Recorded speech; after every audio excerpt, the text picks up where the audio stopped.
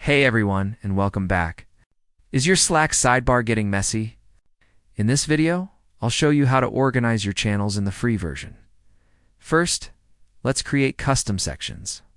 Right-click on any channel in your sidebar and select Create New Section. Name it something like Active Projects or Important Teams. Now drag and drop your channels into these sections. Group related channels together to keep things organized. To further organize, you can star your most important channels. Just click the star icon next to any channel name to pin it to the top of your sidebar. You can also sort your channels alphabetically or by activity. Click on the More options next to your sections. Choose your preferred sorting method.